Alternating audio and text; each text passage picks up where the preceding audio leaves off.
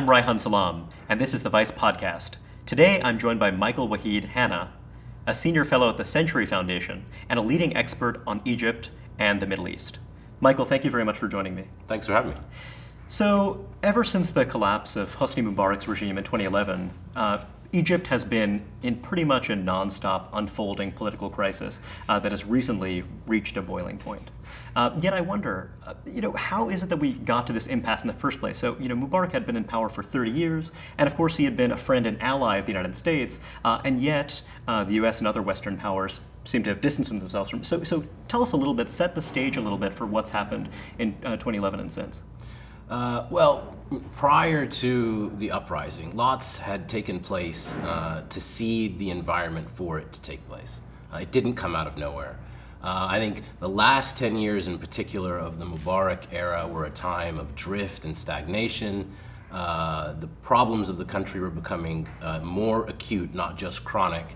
And so much of the energy and focus of political life was centered on the question of succession. Mubarak was old, there were rumors of ill health, and that whole time, obviously, there was a very choreographed set of steps being orchestrated to ensure Gamal Mubarak, his son, as his successor. Obviously, something quite anathema to any sort of Republican model of government. And so much attention and focus and uncertainty was invested in this question of succession, and the country, frankly, was adrift. It had been poorly managed, obviously, for really 60 years, going back to the military coup by Colonel Gamal Abdel Nasser in 1952, along with the Free Officers. But those problems that had built up over time really intensified in that last decade, and we saw sort of green shoots of opposition. Opposition in ways and in forms that we'd never seen before. At the time, we thought these were isolated, but clearly they were breaking down taboos and normalizing notions of protest that had not had a rootedness in Egyptian Was society. that partly because the Mubarak regime thought, let's allow some kind of escape valve, let's allow Yes. some of the pressure to... Absolutely. This is particularly clear in the case of the press. As opposed to a Ba'athist state like Syria or Iraq or even Gaddafi's Libya, Egypt wasn't a totalitarian society. It was an authoritarian society, but within bounds, there was discussion and limited and controlled dissent.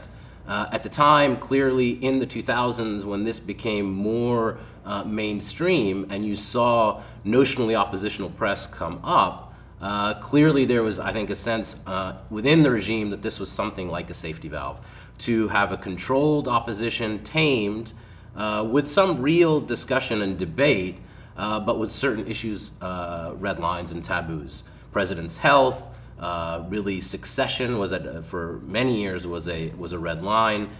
The military's economic interests. These were things that were not able to be fully discussed. So it was a controlled but semi-free press that was intended as a safety valve, but obviously grew up into something much more eventually.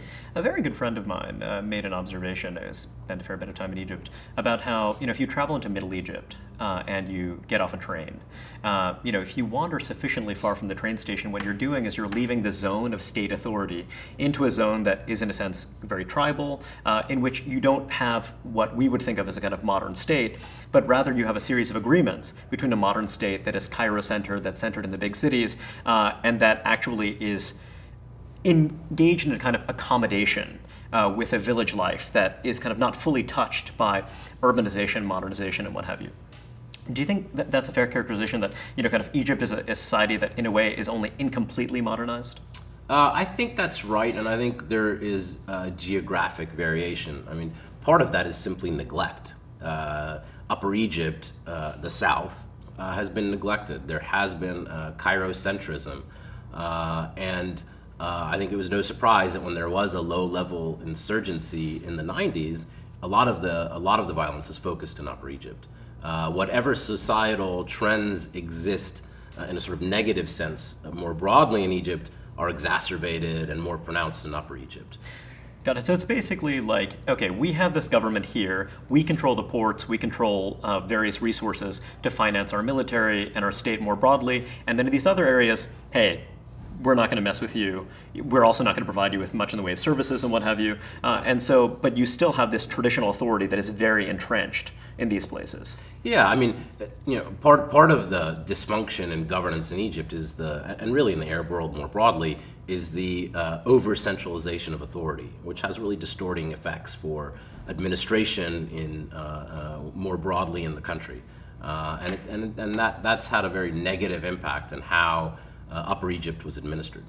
And I imagine it also, to some degree, undermines the legitimacy of the state. Because if it looks as though you have the state in Cairo that seems to be benefiting primarily, members of the military and members of the elite, and I'm out here in Upper Egypt, the state doesn't touch my life by providing me with services or what have you. So then, you might look to traditional authority rather than to the government in Cairo. Is that a fair? It's both. I mean, it's not Afghanistan where the central government doesn't even manifest itself in any way. And so it's not that extreme. And of course, these arrangements were fairly stable for decades. If not longer, yeah. Yeah, but it's, as the modern state has grown up, this system has managed to be fairly stable. Turbulence, obviously, but until you get to 2011, manageable. Obviously, things changed dramatically in 2011, and obviously we talked about a lot leading up to that. But this sort of repressive stability worked, for better or worse, mostly for worse, but worked for decades. So we come up to 2011, and you have Mubarak, who had been in power for 30 years, and of course he had this very close working relationship with the United States. And the general characterization is that part of this flows from the fact that Sadat had signed a peace treaty with Israel, and so kind of that's one key reason to kind of want to keep this person in power. Another reason is that perhaps Mubarak could say, it's either me or the deluge. If it's not me, then you have these Islamist elements that might come to power, and that obviously was a tremendous deterrent. Yet something changed. Something in 2011 changed, in which the U.S. and other Western countries, other outsiders, decided, this repressive stability is not the best bet any longer. What do you think it was? Well, it was the weight of circumstance. Whether we were going to say Mubarak must go or Mubarak must stay or what have you, Egyptian society wasn't waiting for us to give that signal. They were interested in what the international community had to say, but point of fact, the United States was actually just recognizing reality. Now, it's remarkable how quickly that came. Essentially 6 days into the uprising in 2011, we see the first marked shift. If you go back to 1979 and the Iranian Revolution, obviously a much more protracted affair that lasted months and months, but the United States took a very long time to reorient its policy toward the Shah. So this and in Egypt's case, it really happened at the time there were people banging the table saying you have to do this quicker. But it happened very fast. And you think this was an attempt to learn the lessons of history? This was an attempt to not repeat the mistakes of 1979? Well, I think, I don't know that it was that well thought out. I think events were happening at a much faster pace. And I think they correctly analyzed that Mubarak was done for. That was the central takeaway at that point in time, and I think it was right. That he was no longer a viable person to lead the country, and in fact, as opposed to being the sort of manager of repressive stability, that his very presence was now destabilizing, and I think that was an important and central insight. There's a reason why when you have an uprising in some peripheral society, or what is seen as Tunisia, it's a big deal. But when it happens in Cairo, suddenly that is going to be very threatening. Absolutely. Well, look, Egypt is the largest country in the Arab world, and people, I think, do realize that if something major happens in Egypt, it's going to have reverberations and spill over elsewhere. So one reason the Muslim Brotherhood has such a powerful influence is that it also created a kind of social service network in the country. Tell us a bit about that. How extensive was it, and how much does it still matter? Well, it's interesting. The Muslim Brotherhood as an organization isn't that big. There aren't that many members, right? It's in I've the heard hundreds about 250,000 members. That's about 300,000. And in many ways, it has a Leninist sense of itself as a vanguard party. And of course, that has created suspicions in Egyptian society, because essentially they're a secret society, separate and apart. They talk about Some themselves. describe it as a cultish organization. You hear about an initiation processes that take 10 from stages. 3 to 8 years. And of course, some of the people that talk about it in that fashion are Salafis, so the more rigid, hardline Islamists who see this as a sort of perversion that puts organization and the Muslim Brotherhood ahead of Islam, say. But so they are set apart. They talk about themselves as encouraging intermarriage among the Muslim Brotherhood. And yet, they've also engaged in outreach. They have been a provider of social services. And for many in the opposition to the Muslim Brotherhood, this is seen as somehow buying votes and has been resented. And of course, there is an element to that. But of course, this organization is, it's over 80 years old. It is deeply rooted in society at a local, a very granular level. And part of their activity is geared toward social services. That's a longstanding activity of the brothers. And it sounds like, so it's an organization with a very deep sense of its own history. I mean, when you have an initiation process of 3 to 8 years, I'm sure that every member is aware of the martyrs of their organization. And they're very, even if you're a member who's 30 years old, you're going to be keenly aware of what had happened in the 50s and the repression of the organization. Absolutely. So they have their own counter history of absolutely. Egyptian life. Now, when you describe them as a Leninist organization, when you think of kind of Leninist political parties, they have a vision of where they want to get. They have a vision of what their utopia looks like. And so I wonder, for the Muslim Brotherhood, what is your sense of what their utopia looks like, the end goal they're trying to get to through their political activism, through their charitable endeavors, and what have you? Well, I mean, they have a very fuzzy notion themselves. It's for a long time, it's been a sort of bottom-up process of the Islamization of society. Now, interestingly enough, this has already been happening with or without the brothers. Egyptian society looks far different, and the sort of penetration of Islam into all facets of public life looks quite different than where Egypt was 50 years ago. So the country has changed, but they still maintain this notion of Islamization of society. They see themselves as the vanguard party that can do this and will lead society in this direction. The specifics are more difficult to pinpoint. For a long time, the primary slogan of... And by the way, they want to do this not just through laws, but also through a kind of inner cultural transformation as well, and promoting that through... Okay. Well, I mean, and they're a social organization. They're a dawah organization. They have these social obligations that they believe they have to fulfill in terms of raising religious consciousness within society. So for many years, it's been a very patient, long game that was essentially bottom-up. Everything changes after 2011, and it's had a really profound impact on decision-making within the brothers. So the Muslim Brotherhood seems to have been relatively well situated. So you have this enormous uprising, and it seems as though the Brotherhood was not actually spearheading this initial wave of resistance to Mubarak.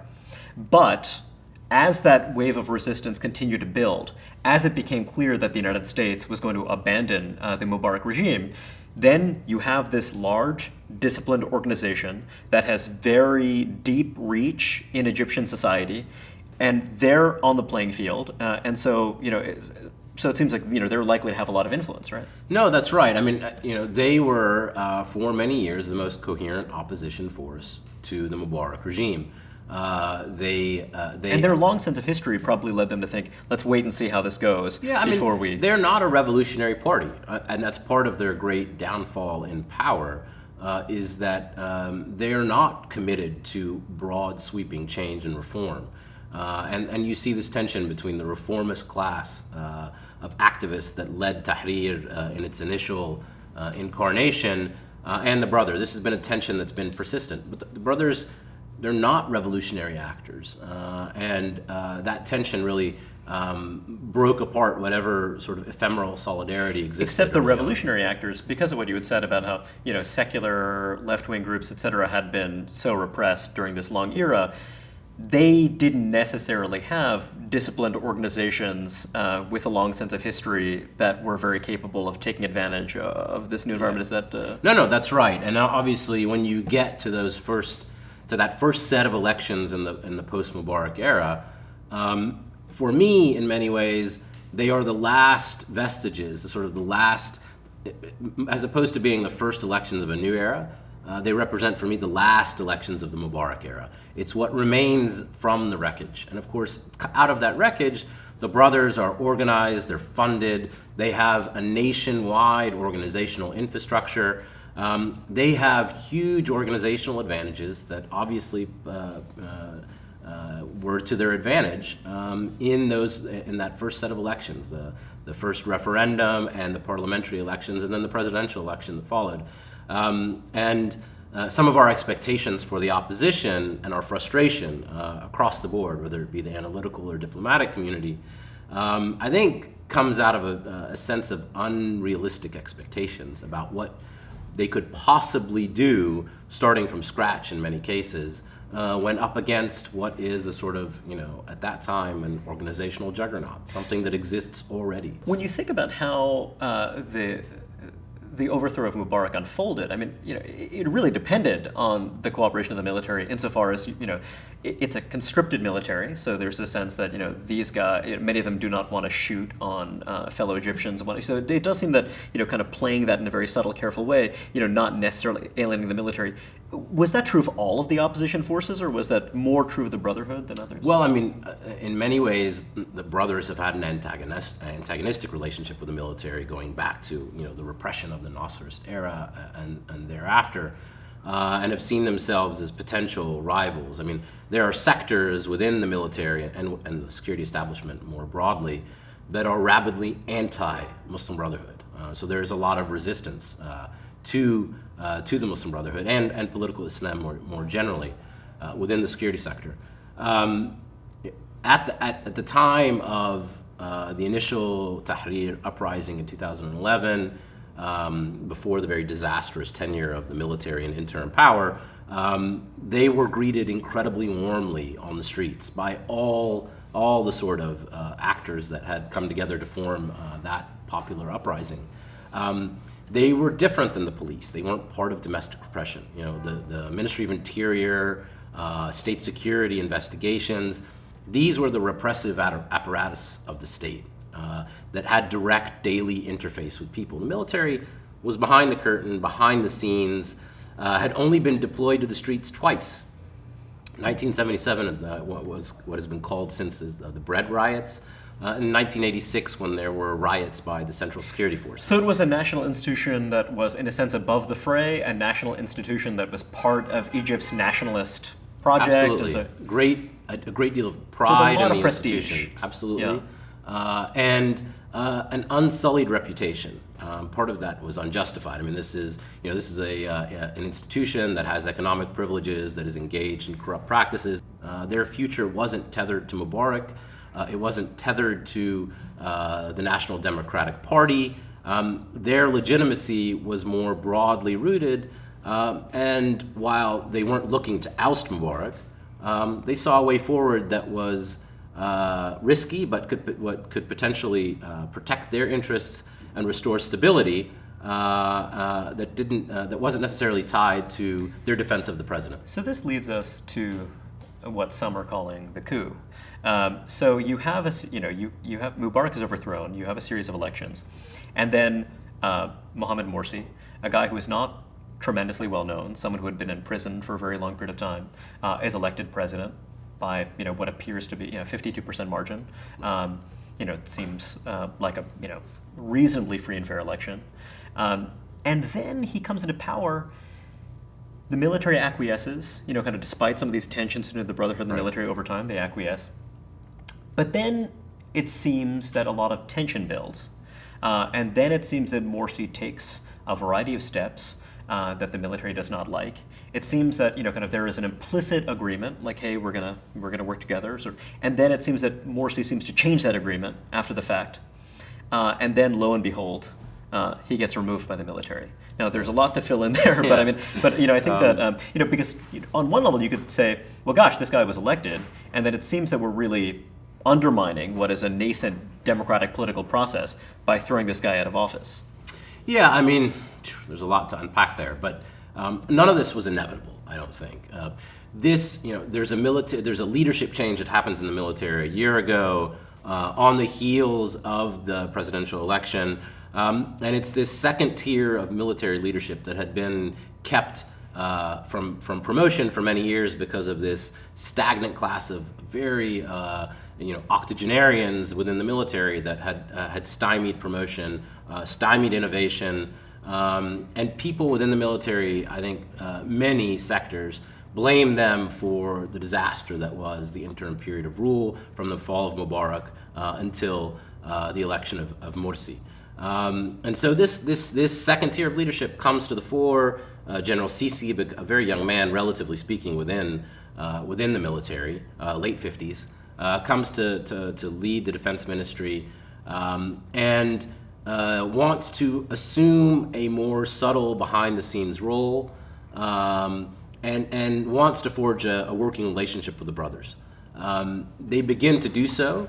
There is obviously a quid pro quo involved here, and this is most evidently seen in the Constitution, which really formalizes all of the privileges and autonomy and immunity that surrounded the military, but had been unstated, is enshrined in the constitutional document. And so the military, in many ways... So in a way, that's a step forward. There's more transparency, there's more rule of law. In many ways, what it did was enshrine a lack of transparency. And so the military was essentially set off within the Constitution as a sort of separate organ of the government, really separate and apart from civilian oversight. And so that beneficial constitutional arrangement suggests really that the military, in many ways, was not in the beginning dissatisfied with where this was headed. They were willing to do business with it. Absolutely.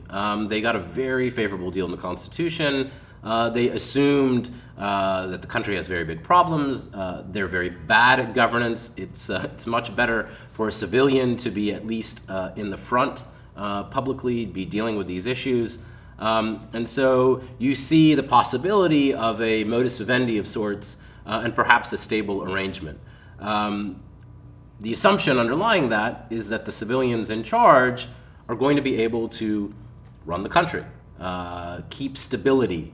For the military, the two things they really care about, they're misguided, yes, and authoritarian in their mindset, but they're patriots. They do care about the stability of the country. And when they think about their role as the guarantors of national security, they consider themselves as a guardian not just of the country's national security against foreign foes, but really they think about it expansively as potentially To put it bluntly, during under Morsi's presidency, it seemed as though the country was falling apart. You have gas lines, yes. You have sort of just chaos. Youth unemployment was already a problem. It seemed to have been exacerbated during this period of time. The one thing you could say, I guess, during the Mubarak era is that, there was tremendous poverty, tremendous inequality, but the society was basically functioning. Whereas under Morsi, it just seemed as though it was no longer functioning. Basic institutions were breaking down. Yeah, no, I think that's right. He faced an intransigent and uncooperative state bureaucracy that didn't necessarily want to do business with him. So that's fascinating. So the New York Times has a new report which suggests that immediately after Morsi is removed from power, suddenly the police returned to the streets. Suddenly civil institutions seem to be working far more effectively than they had before. And so some Egyptians believe Egyptians who are favorably inclined towards Morsi and the Brotherhood seem to believe that there was a kind of conspiracy to undermine. I think it's overstated, frankly. The police have been on the streets for some time. The security vacuum exists because of the unique circumstances in the country. Part of it, frankly, is the erosion of the moral force of the police. The sort of moral authority of the state has receded. And that's hard to restore. So just to be clear, you think that there really were failures on the part of Morsi and his administration? It wasn't just a conspiracy to undermine him. It really was they were just simply not competent. I think it's hard to be reductive. It's a whole series of causes. But one of them is the decision to contest the presidency to begin with. They reneged on a pledge early on during the transition not to run for the presidency. As a way of reassuring the people who had participated in the revolution with them, people wary of the Brotherhood, that we, as the Brotherhood, the most organized political force, are not going to seek a monopoly on the state.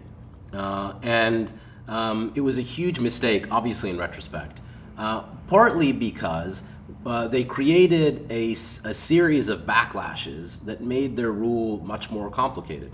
And if you were going to assume the presidency in the face of an intransigent bureaucracy, part of your job is to figure out how to get this machinery to work. It does seem as though Morsi overplayed his hand, in that, so, shortly after having cooperated with the United States, vis-a-vis a crisis in the Sinai and sort of, vis-a-vis how is an Islamist government in Egypt going to deal with Hamas, for example, Right. and other groups.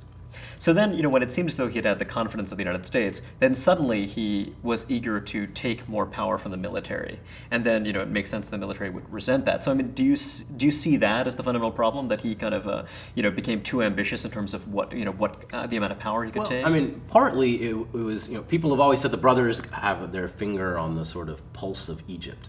And it turns out they didn't.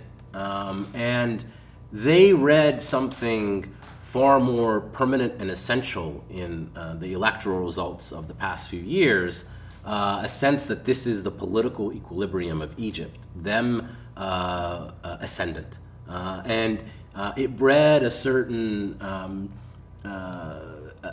sense of denigration of the opposition as inauthentic, as unrepresentative, out of touch elites. Meaning the opposition to the Brotherhood. I mean, I mean, the political opposition to Yeah. the Brotherhood, and it plays into them this vanguard sense of their role in Egyptian society, and so you see this trend of not just zero-sum politics, but a real disdain for the opposition, an unwillingness to even engage with them. They engage the military because they have to. It's a powerful party. They engage also with the Salafi parties, who did surprisingly well in the first parliamentary elections. But they read, as do many foreign diplomats, they read these electoral results as bespeaking something much more fundamental about Egyptian society. And in the end, this is a chaotic, fractured opposition. The political parties are not able to capture the full spectrum of opposition sentiment. And so you get somewhat skewed results. And so the opposition sentiment in the country is more diffuse, but not fully represented by, say, the first parliament in Egypt. And of course, that you couple that with the growing resentment to the failures of the Morsi government, and you get an expanded opposition. And they, frankly, didn't know it. They didn't see it coming. And that's part of their sort of insular mindset, and an assumption that this opposition was foreign, was funded by the Gulf, by the Emirates and the Saudis. So they dismissed it because they didn't think it was real. They thought, That's right. This is just kind of like a group of effete, kind of urbanites, Urban and they don't elites. represent the kind of the heart of the country. Now that's not just a view that's held by the Brotherhood. That seems to be a view that's held by some people in the U.S. as well. That's right. So, kind of one view. So we hear about how there were massive street protests against Morsi that kept building and building, and sort of some numbers you hear as many as 14 million people Right. in the streets, which is quite a lot in a country of 85 million people. sure. But then the question is, well, look, the Brotherhood is deeply rooted in Egyptian society, and then once Morsi is removed, you now have growing protests of people who support the Brotherhood, and people who seem to be willing to really risk life and limb in order to get Morsi restored.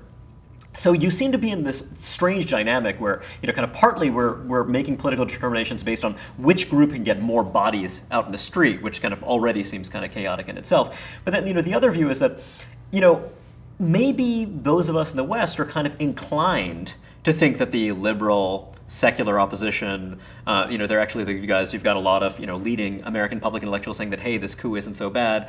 And it seems like this very confusing message, because part of what we're trying to say is that, hey, we might not like Islamists, but, kind of like, the United States has been too associated for too long with backing military regimes and what have you. So kind of like, we ought to have given this more of a shot. And then by saying that the coup's not so bad, maybe we're... Yeah, I mean, look, there are important equities involved on both sides of this issue. And it is complicated. I mean, it's trite to say, but it's incredibly complicated.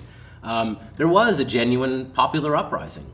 a popular uprising that in scope and size surpassed that that toppled Mubarak. For the defenders of what happened, they will say this is revolutionary continuity. How is it that it's so? Is it because the culture of the country has changed, so that actually people who would not have taken to the streets before are now emboldened to do so? Absolutely, absolutely. So how did you get to this massive outpouring? Well, there's sort of four factions of slices and sort of segments of Egyptian society. You have the Islamist current, we know about them well. We have the reformist opposition that sort of led the initial uprising in Tahrir. You have the supporters of the former regime, and then you have what Egyptians call Hizb al-Kanaba, the party of the couch, the people who have long been assumed to be the silent majority that are slightly apolitical and have never come to the streets. Egypt is a society where you didn't have this kind of mass protest for a very long time, for 30 years. Right. Then suddenly you have these protests in 2011, and then you have another wave of protests in 2013 that are bigger than those that came before them. So, I mean, how did people learn how to bring down a government? How did they learn to communicate with each other in what had been a very repressive society? And what changed between 2011 and 2013 in terms of literally just the techniques and technologies that people were using to get people out on the street? Well, I mean, we should remember that not only were there protests in 2011 that we know about in 2013 that we just saw, but there has been a sort of continuous wave of protests that has roiled the country ever since. And so the protests really have never stopped. I mean, it's quite remarkable. I mean, they're in some sense is a sort of a professional class of protesters. They know how to protest. And 40% youth unemployment's got to be part of that as well. Absolutely. And there's a committed activist class that has grown up. But clearly, to get this level of mass mobilization, you have to be tapping into something much, much broader. This last wave of protest was centered on a signature campaign called Tamarrud, which means a sort of rebel campaign. I think what happened on June 30th is that the opposition largely came out. You had the supporters of the former regime coming out, creating a very strange tactical alliance, one that has really been the key divide within the non-Islamist space and dented their ability to be really effective.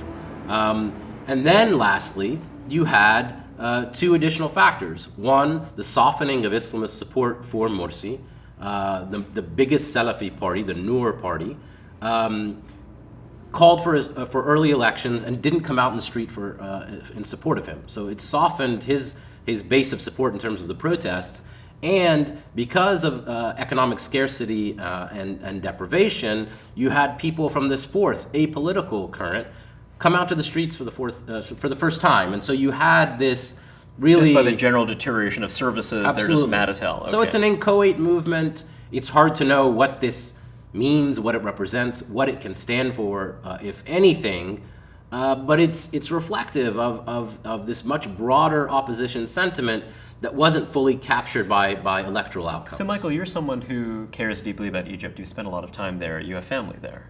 And one thing that we're hearing now is that we're going to see persistent civil strife. Some even speak of a civil war. I mean, you see that, again, 14 million people on the street to get Morsi out, and now you have people who seem to be willing to throw their bodies, kind of on bayonets. I mean, sort of really willing to die in order to redress what they see as a very grave injustice in the overthrow of Morsi.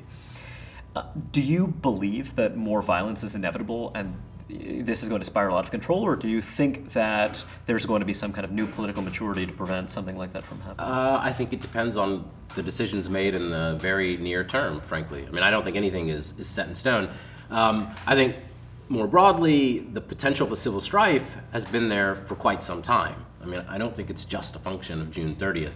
I've been, frankly, warning about this for months now. And not to say that it's inevitable or even likely, but possible. For too long, people have assumed that Egypt, someone quipped that Egyptians are to muddling through what the Germans are to engineering. That this is what the Egyptians do. They'll manage to get to some suboptimal, messy outcome, but they'll get through without really going off the rails and getting to a worst case scenario. So what you needed is it fair to say that what you needed was a more magnanimous political leadership? You needed someone to come into power and be like, I represent this current, I don't necessarily represent everyone. I need to be respectful of that. And we're into this very delicate political transition. Right. And if I'm trying to achieve certain long-term political objectives, this is not necessarily the time to do that. That's right. I mean, and it's And do you think Morsi tried to move too fast in kind of controlling the levers of power and advancing his agenda? It's a whole host of things. In some sense, he had an illusory sense of his grip on power and what he could do. He thought that 52% was a lot more solid than it really was. Yes. He thought that, okay. And that he could really come in and not reform the institutions of the state, but co-opt it to his advantage, and maybe come to some sort of operating agreement on and so now tacit. In this transitional period again, we need that kind of magnanimity again. We Absolutely. need some kind of figure who is.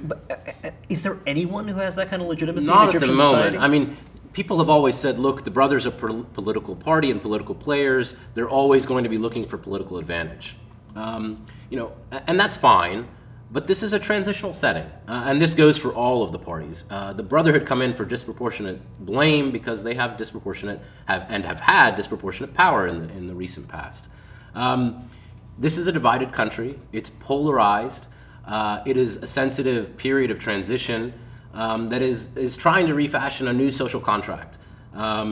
Foundational documents like the Constitution can't be agreed to on a 50% plus one basis. It's not going to be sustainable. And I said it at the time, and I'm sorry to say that it's come true. But that Constitution that institutionalized the country's political crisis clearly is not going to be sustainable, and it's not going to last.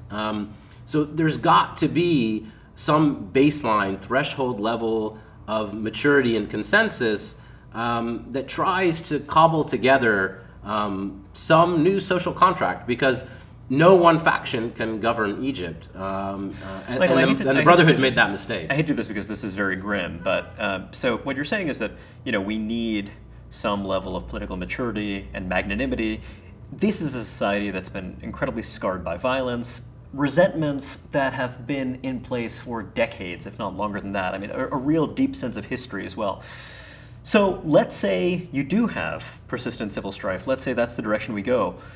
Does that have the potential to spill over outside of Egypt? Does that have the potential to kind of introduce real instability elsewhere? Because right now it seems that the Middle East in the post-Arab Spring era, it just seems that there's so much dislocation, so much potential for strife. Yeah, I mean, I think the possibility is real. I mean, Egyptians have sort of comforted themselves in saying, we're not Syria, we're not Iraq. We don't have this history of bitter division that has spilled over into violent conflict. Egypt's a real country. Its borders aren't a colonial creation. And so that sense of national identity for many has been seen as a buffer. And of course it has been. But at some point, the social fabric can only be so resilient. And under enough stress, certainly civil strife is possible in Egypt. And again, as we said earlier, what happens in Egypt obviously has outsized impact on the region. Instability in Egypt is a disaster, obviously, for Egyptians, but more broadly, it would be a real tragedy for the region. Is there anything the United States can do? Is there anything, the U.S. leadership to kind of minimize those risks? It's difficult. The United States has been in a difficult position, frankly, since the fall of Mubarak. I think what you see, in fact, is not a really erratic or changing or even evolving policy. It's true that now we are willing to deal with the Brotherhood and political Islam and Salafi groups that were seen as beyond the pale before, which was a mistake. But the sort of core continuity is there in the sense that Egypt, the U.S.-Egypt bilateral relationship is primarily, and probably rightly so, about U.S. regional security interests. And to the extent that those are fulfilled, the domestic situation takes on lesser importance. I think the key conclusion that we have to draw from this very tumultuous 2+ years now is that bargain on repressive stability is no longer on offer. It can't work. And so if we're seen to be betting on a winning horse, that's one, not going to work in the sense of bringing about stability in Egyptian society, And two, it's going to poison our relationships with some of the other currents. We see some of this in Egypt now. Some of it is grossly exaggerated. I mean, there are wild, concocted conspiracies about the United States and the Brotherhood that have absolutely no basis in reality, that have taken on a life of their own in a very heightened nationalistic Hillary setting. Clinton is in cahoots with the Brotherhood because of her chief of staff. Yeah, I mean, crazy talk. Yeah. And that's unfortunate. I think we have made a series of tactical mistakes in terms of our posture and approach to this fluid and evolving situation. In the end, obviously, agency for Egypt's future lies with Egyptians. I think it is important. The United States still plays a very important role. We saw this in the moment of crisis. The only outside party that had channels of communication and was talking to both the military and the Muslim Brotherhood was the United States. And I do think that the sense of U.S. decline in the Arab world is exaggerated to a large degree, and rests on a notion of ahistoricity, in the sense that a past that never existed. The United States was never able to dictate political outcomes in the Arab world. It's not able to do that now, but it still plays a central role, a role that no other outside party can play, and that's important to keep in mind. Got it. So, don't necessarily cut off aid, stay engaged. Well, yes. I mean, stay engaged goes without saying. I mean, I don't. But there's no particular thing we should do. Just try to kind of navigate this period as kind of. I think we have to approach the issue with a great deal more finesse. We've been sort of blunt in wanting to deal with one concentration of power, in continuing the practice of trying to deal with the party in power in a way that I think has given our policy a bad reputation. Michael, thank you very much. This was tremendous. Thank you.